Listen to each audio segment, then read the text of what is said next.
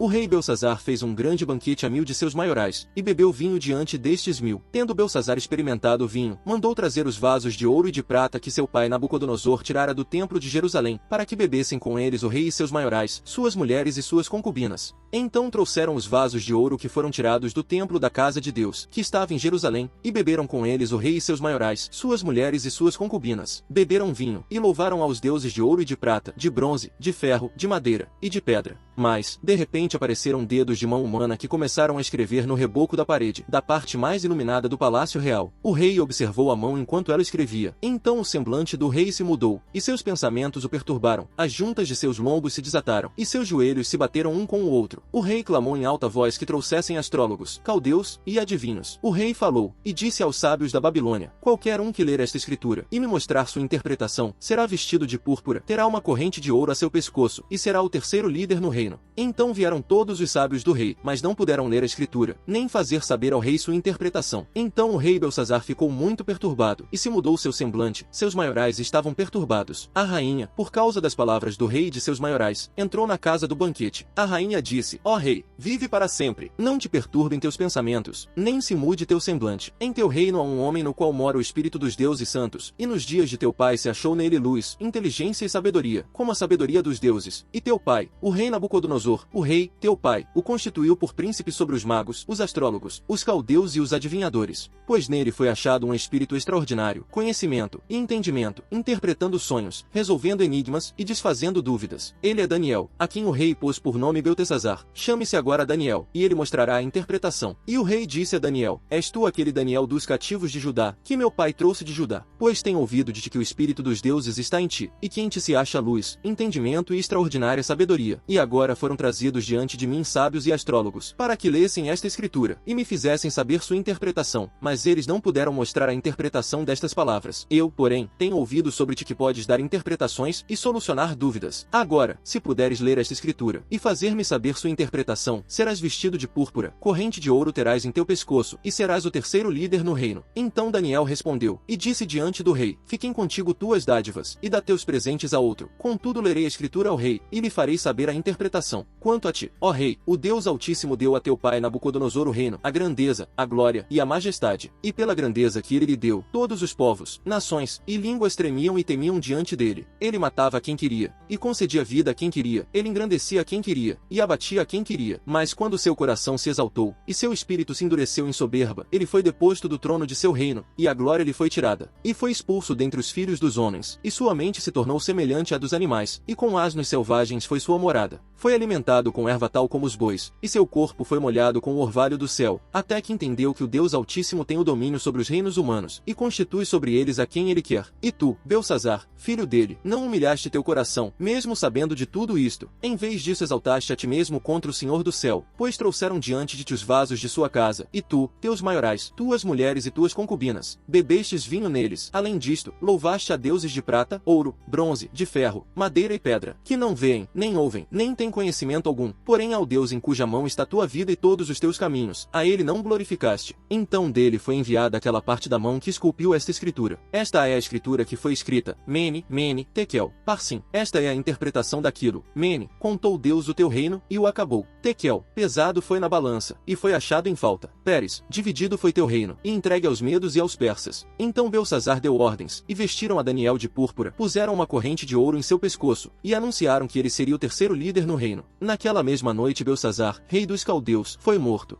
E Dário, o Medo, tomou o reino, sendo da idade de 62 anos.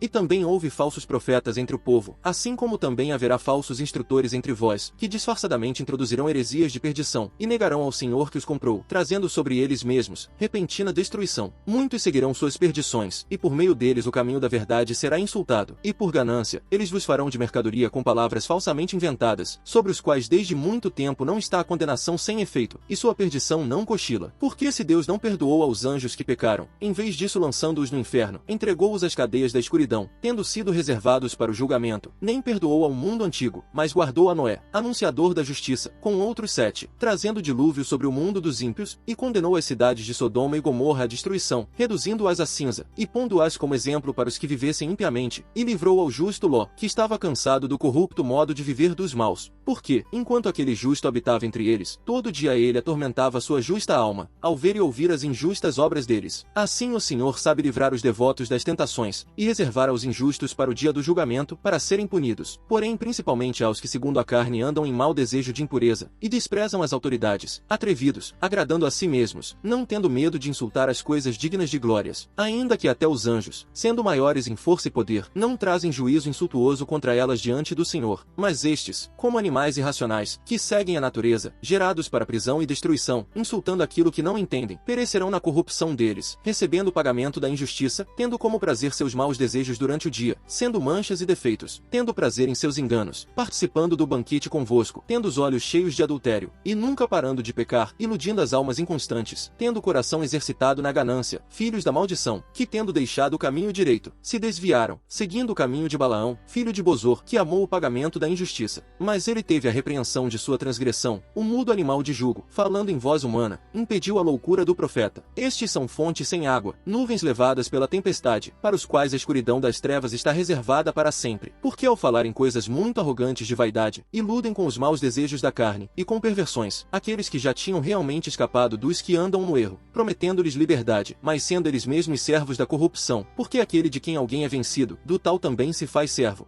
Porque, se por causa do conhecimento do Senhor e Salvador Jesus Cristo, tiverem escapado das imundícies do mundo, e novamente se envolverem nelas, e forem vencidos, o fim será pior que o começo. Porque melhor teria lhes sido se não tivessem conhecido o caminho da justiça do que, depois de conhecerem, terem se desviado do santo mandamento que havia lhes sido entregue. Mas isto lhes sobreveio conforme um verdadeiro provérbio, que diz, o cão voltou ao seu próprio vômito, e a porca lavada voltou ao chiqueiro da lama. Aquele que lavrar sua terra terá fartura de pão, mas o que segue coisas inúteis terá fartura de pobreza. O homem fiel terá muitas bênçãos, mas o que se apressa para enriquecer não ficará impune.